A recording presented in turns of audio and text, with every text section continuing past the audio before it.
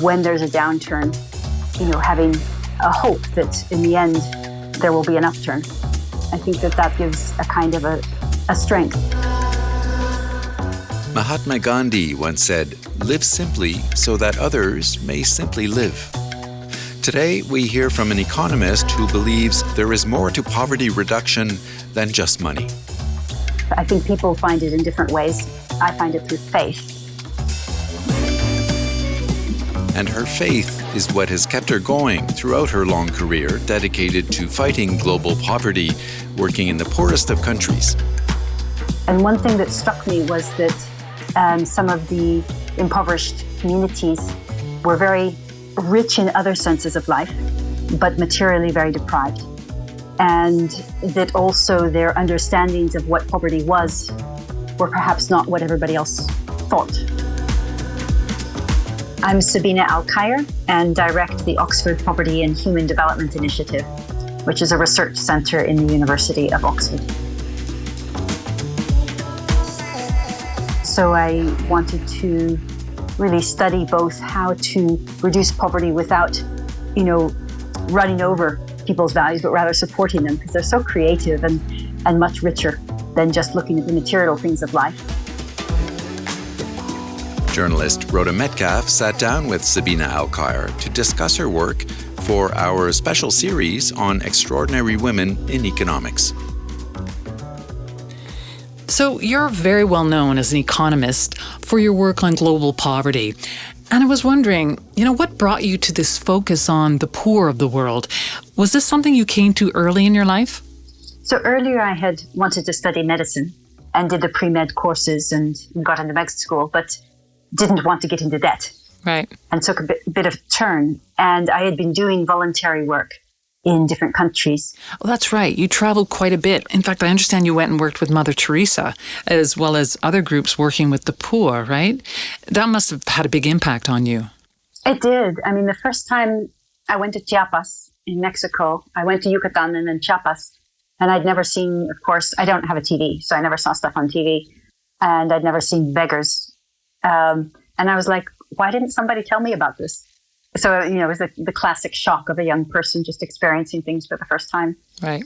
And it was 3 weeks with a church doing a roofing project. And then 2 weeks, my mother had lived there for 5 years. And so I went back to where she had lived and met the communities in the very south of Chiapas. And then I worked in a hospital in Guatemala. And then in Kolkata is where I worked with Mother Teresa's sisters. And also in Pune in India. So in Kalighat, their House of the Dying in Kolkata. Wow, the House of the Dying with Mother Teresa. That must have been an experience. Yeah. She was great because she was still alive there and still going there. And so it was nice to have the balance between the prayer and the volunteer work. Right. But interestingly, you wanted to study poverty, but you didn't go straight into economics. You started studying theology instead, right? Yeah. And I didn't really know what it was. I got to Oxford and I was miserable because it was all very, very academic and I had no clue. I'd never been to Sunday school, so I wasn't very good at it. It wasn't what you expected. Yeah. I thought it was more about God and not about more of the historical and literary aspects. But also what was fascinating was to read about the Catholic social teachings and their treatment of poverty and to contrast them with the World Bank's operational directive on poverty. And in 1990-91, and that resurge of interest in poverty in the bank, and to see the difference in that the Catholic social encyclicals also gave face to environment, to relationship, to beauty and peace, and the language of the time, as embodied in the World Bank's documents, really was more focused on the material aspect. And so I was fascinated to just see the conversation between these two, really looking at the same phenomenon and see what we could learn each one from the other. But then at some point you left theology and turned to economics. How did that happen? Yeah, so my doctorate was supervised. It was co-supervised by John Finnis in jurisprudence, who worked on the Catholic natural law theory. And I remember asking him at one point, what do you think? And he said, well, you're okay as a philosopher, but I think your number part of your thesis is better. Right. The math. You're good at the math. And I was anyway auditing econometrics because I loved it and it was easy. And so it was a natural move. And as in so many of these things, a supervisor was pushing me in that direction as well and gave me some of Amartya Sen's work to read. So yeah, I think it was just quite clear. Interesting. So you did a TED Talk recently where you posed the question, why are there still so many people living in acute poverty? And you say it's like a puzzle that you've spent many years trying to solve. And as part of that process, in 2010, I believe it was, you were one of the creators of a new index called the MPI, the Multidimensional Poverty Index, which the United Nations has now adopted. So how does your index help us understand poverty better? So measures are only a very small part of the puzzle of poverty. And yet they are useful because they give you a central problem that many creative people can look at and try to solve. And then they give you feedback, whether it's working, whether poverty is going down. But I guess what I felt was that the metrics of money were perhaps not having that. It was too limited. Yeah. And so we needed something alongside as a sister measure that complemented monetary measures. Right. And so it takes into account not just the monetary situation of a family, but the education, health. Yes. So basically it looks at each person and the deprivations that person or that household experience at the same time. So is anybody undernourished? Is a child very sadly died? Is a child out of school who should be attending school? Does anybody in the household have primary schooling or not? And then do you have clean water, adequate sanitation, electricity, clean energy, a good quality house, and more than one of a set of small assets? So by looking at that at the household level, you catch people for whom multiple things are going wrong at the same time. And so that's this idea of multidimensional poverty, that there's a critical mass of deprivations that each person is carrying. So do you think with your index, we now have a better sense of the true poverty that exists in the world? I think with this and together with the monetary measure, I think you need both because money is also important. It's a general purpose resource. People can spend it as they like. But I think with these two together, because they tell different stories, but when we analyze them for the same country or for the same region or for different regions of the same country, we often really understand a little bit better than if we just use one or the other. And I understand that the index can be adapted to different countries, right? It can kind of be tweaked by the people who use it? Absolutely. So what we call the global multidimensional poverty measure, which we release annually with UNDP, is 3 dimensions and 10 indicators across every country. But in another country, they might have data on work or data on food security from more frequent surveys. Or maybe they'd like to look at secondary school or internet access. And so many countries now tailor this methodology to their own surveys and their own definitions of poverty. You can't compare them across countries, but the point is that they're made by national statistics offices and they really are tailored to the priorities of that country at that point. I know that certain countries like Bhutan, Colombia, various others have really embraced the index. So, I mean, in real terms, so what would a country like Colombia, how would they use this index? So when Colombia launched, 30.4% of the people in 2010 were multidimensionally poor. And so they could see in which of their 15 indicators they were deprived, how many thousand people are unemployed, or how many children are not attending school or are lagged for school, how many don't have housing. And so then they could use that for budgeting, for looking at integrated policies, because people are actually experiencing these things at the same time, like school feeding programs that get kids to school and address other kinds of deficits, and making the budgets tailored to the face of deprivations across different parts of the country is one use. Another was to coordinate the different ministries. So the President of the Republic chairs a roundtable with the ministries, and they update every year. And so they sort of have red, yellow, green stoplight system of whether or not they're on track to meet their targets. Then they all decide, okay, what can we do this year to accelerate reduction in rural areas, to accelerate children going to preschool, to accelerate employment. So there's a priority that then can be used to address the bottlenecks. So the coordination is quite important in this time of breaking silos. In Colombia, as a situation of conflict, there was also programs for the victims, for ex-combatants. Of course. Because some of the areas were particularly poor, that were all also conflict affected. So it's really vital to close that gap. And so I think there are these kinds of uses, very practical, that the countries are doing, and then targeting exactly the households that are deprived, knowing exactly their deprivations. And so the benefit packages match their profiles. So has it had an impact on Colombia, for example, taking this approach? Yes. So now in 2020, I think that poverty is below 20%. And so it has had a reduction. Almost a third of poor people coming out of poverty, wow, which is, for an advanced country, I think is quite a lot. Yeah, absolutely. The world has just been through 2 years of pandemic. Inflation is rising. The war in the Ukraine is causing shortages in many key products. I mean, how are we doing now in the world in terms of poverty? We did estimations, as many did at the beginning of the pandemic. And we estimated between 131 and 547 million people had gone into poverty just because of increases in undernutrition, children out of school, and so on. So that was our starting point. Right. Now a number of countries have updated after the pandemic. And in some of those, of course, they are the countries with a better infrastructure. We've not seen a rise of more than 2 percentage points. Even 2 percentage points is a lot. But these very active social protection policies in a number of countries were able to contain and address some of that poverty, and they were rolled out very well. But there are many countries for which we don't have post-pandemic data. And we know that there's been migration. We know that food insecurity has gone up, especially with the food price inflation. But I think the positive thing is that with the pandemic, there was a recognition of the need to really invest.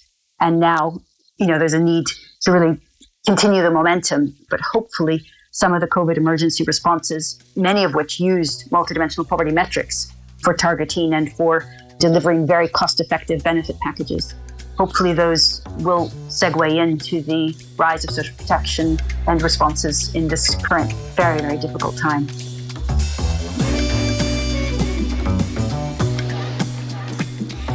Are women and girls particularly affected by a rise in poverty? So we think so.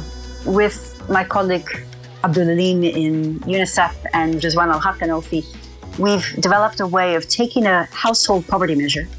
So you combine the education of the man and woman and the children into one overall measure. Right. But what we've done have been to then look at the individual achievements of girls and boys, men and women, and look within the household. And I must say, I work on poverty, but it was still a surprise. So when we launched the global MPI this year, 1.3 billion people are poor. And we asked, how many of those 1.3 billion people live in a household in which no girl, no woman has completed 6 years of school? And very sadly, it was 2/3. Wow. It was 836 million. And we've been talking about the priority of educating girls and mothers. And yet that's just a number that won't go away. So that's a sobering fact.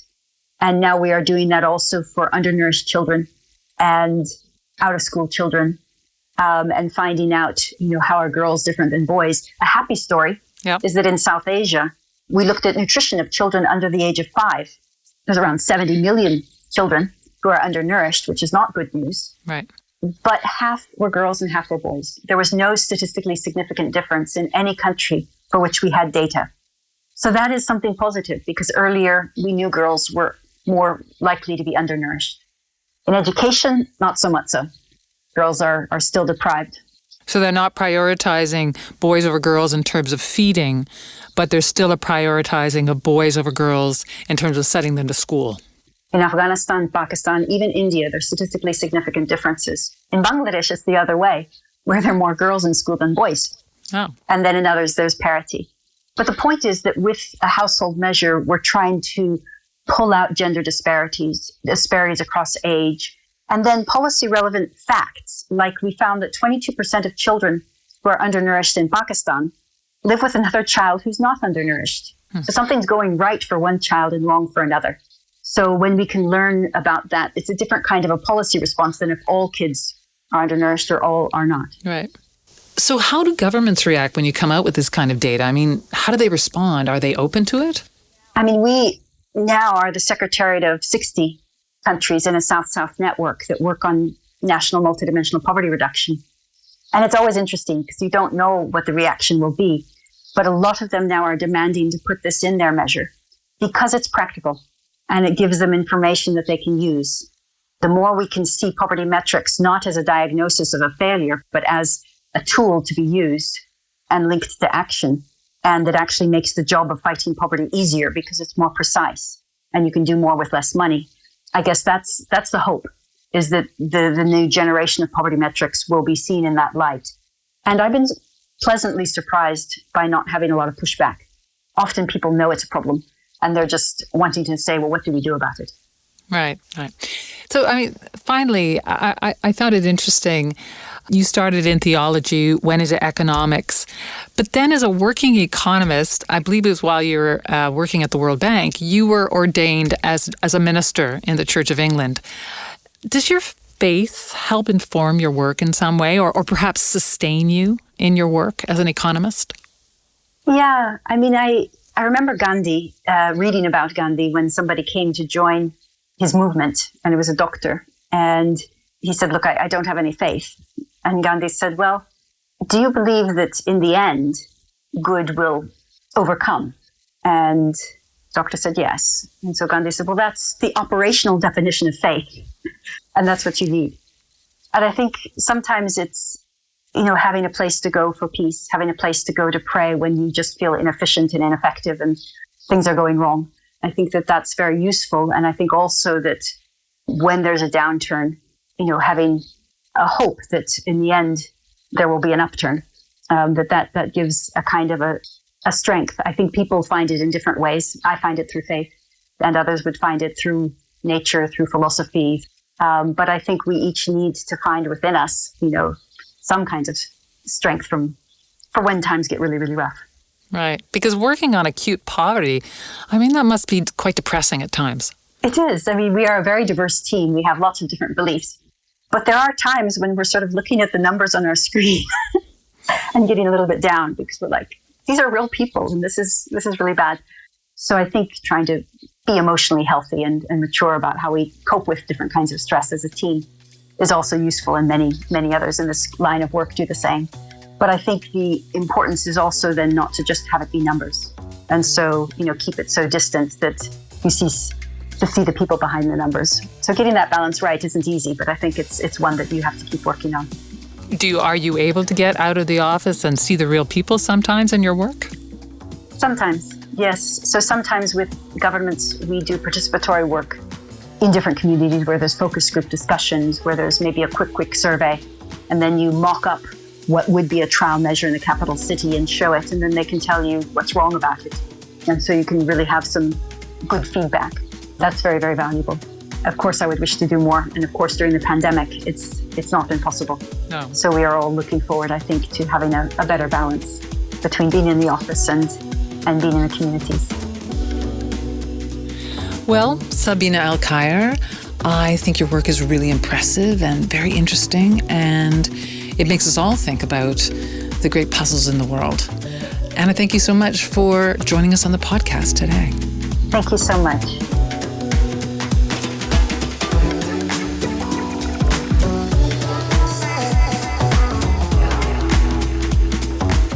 Sabina Alkire is the director of the Oxford Poverty and Human Development Initiative at the University of Oxford.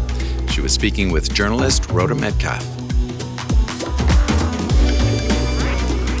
Look for other podcasts in our Women in Economics series on Apple Podcasts or wherever you listen. You can also follow us on Twitter at IMF_podcast. I'm Bruce Edwards. And I'm Rhoda Metcalf. Thanks for listening.